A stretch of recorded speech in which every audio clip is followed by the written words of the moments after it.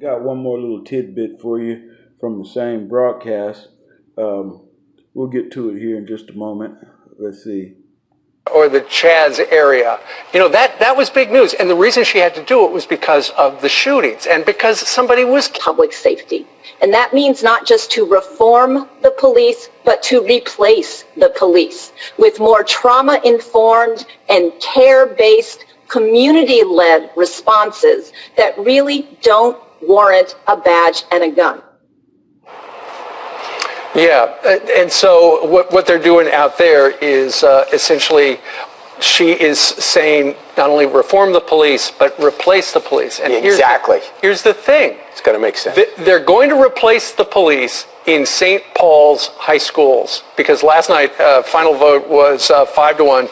They voted to remove the police officers, the school resource officers through the police department at 7 of the high schools. They're going to come up with their own new safety plan. That'll be great. Well, at a time in which school safety is paramount in America, you're taking the people that know about school safety out of the schools. But see, the thing is, they have been working for years to try to reimagine the school resource officer. And so, they no longer made arrests for petty crimes and things like that. And they didn't use handcuffs. But of all the places to cut, why the... Now, see, he already wagging his head no. If you roll back and look at it, he's wagging his head no. Get rid of the police out of the schools. And they need the police in the schools for what? Their main thing is to keep the parents out. They got the parents locked out of the schools. You can't just show up and go walk and see what your kid is doing.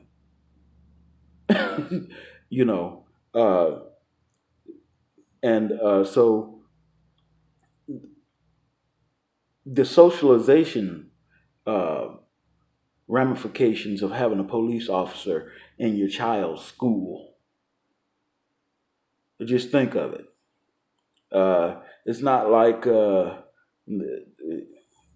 old Mother Hubbard or something like. You got this guy walking around the school with a gun on his hip and a uniform, socializing your kid to be subservient, obedient to whatever it is that they say. Now, it's the whole state-run educational system that's a problem. If the state were benevolent, then we would have ourselves a good thing. But unfortunately, the state is run by human beings and we are all fallible. And right now, the way this place is run, they have their own self-interest at heart. So you got the police in the school, and people say, "Well, what are we going to do without the police? How can we function without the police?" It's unfathomable to them because the whole situation has to change. It's not about burning the flag. It's not about disrespecting the United States of America. Because when it's all said and done, that thing which is the United States of America is going to have to morph and change into what we need it to be. It's going to have to morph and change into what we need it to be. That flag can be made to represent something else. That would be something to overcome. When our flag, our country, our founding fathers were supposed to represent freedom, liberty, and justice for all. And so they're going around, they're tearing down the statues and doing all this stuff. These people get mad about it. They get mad about it. At first, it was hard for me to understand. But then when I sat back and thought about it, you go all the way back to the United States of America and its inception, all the way back past that. And what have you? You have suffering of African Americans and some white people as well. So what does that mean? That means that these figures George Washington, he did a great deal. A lot of people don't understand some of the things he did. I think he let one man go for insubordination.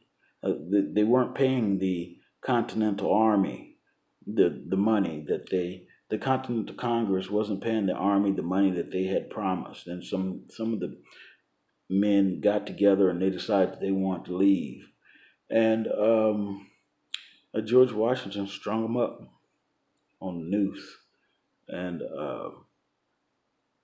he employed a nice psychological, uh, uh, pretty close to Willie Lynch. He let some of those go. He only hung one. But you don't hang anybody. You know, if a person doesn't want to go and fight, they don't want to go and fight. It's the same thing today, whether you know it or not. You go to the United States military, any military in the world, basically. So I say any military in the world, but I happen to know about the United States, Russia, Great Britain, France, all these people like this. They have blocking detachments. And if it's not called a blocking detachment, it's used in that fashion because everything seems okay. The closer and closer you get to the front line, the more nervous that you get. And then once you get up to the front line and they tell you, say, to advance, take that position right there and lay down covering fire so somebody could take that other position right there. But you see 5 dead bodies laying there. And you're like, I think we should go around the other way. I don't want to go that way. That way looks dangerous. You don't have a choice. They might talk to you a little bit, but you're mostly going to be classified as KIA, MIA, or something like that. They're not going to josh around, and talk to you about it and try to persuade you into it or whatever. They got people all the way along the way for that are particularly trained, or their particular job is, they catch people acting like they don't want to go to war, and they call them cowards and mama's boys, and what about, until they get up to the front line. And then when they get up there, that's when it's time for action. Those guys are heroes that died in the wars because they didn't have a choice. No choice whatsoever. It's not like you can turn around and say, well, looking at the situation, I changed my mind. I think I'd rather go back to the farm. That's not going to happen. So we're looking at the history of the whole entire history. You look at Abraham Lincoln. They wanted to tear down his statue or whatever. Well, I was just talking to some guys today. It's something I already knew, but I guess I'll share it with you. I guess their perspective, and I had never really thought of it on this perspective, but on all the coins, you got Abraham Lincoln facing the other way. Everybody's facing this way, and Abraham Lincoln's facing the other way.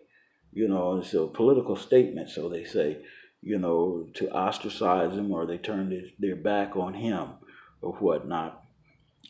It's a terrible thing that I'm going to tell you now. This is terrible. And you might say, well, what a wacko. What a wacko is this guy? But if Abraham Lincoln had have lived, there might have been a different scenario unfold. But he did not. And with everything that happened, the South was fighting. This is going to get you right here. The South was fighting for freedom, for the freedom and the liberty of the people of the United States of America. And they lost. And they lost their freedom. And we lost ours, the United States of America. We lost our freedom there. just so happens that they're one of the stipulations or one of the things they like to do in their freedom, it was to maintain slaves, which would not have been so good for me, being, I suppose, of African American descent. You know, but those people, they were free to do what they wanted and how they wanted, and they were fighting for that. They were fighting for that. Um, it's a terrible thing. So what we need to do, I mean, you're looking at going forward, they're taking a look at the history and these people tearing down these statues and all this kind of stuff like that. It's not about the police. It is about the police, but that's just a small factor. That's the gun. Said we're willing to fight, but you got a gun. Put the gun down. That's what the police thing is about. Got the guns on our women, got the guns on our children, and things like that. But they're only enforcing, they're only doing what they're taught to do.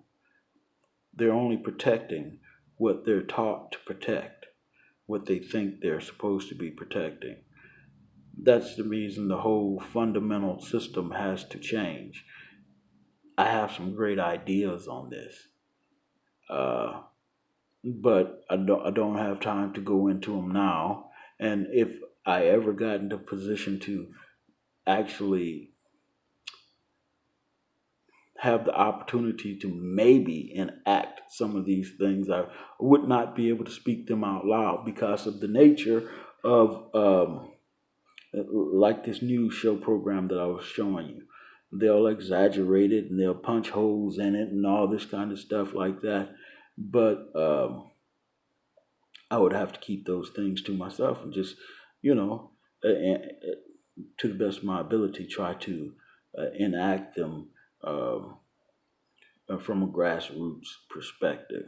But that's neither here nor there because the likelihood of a leader, a real strong, good leader, good-hearted, actually making it to the forefront in this current climate, this system, is highly unlikely.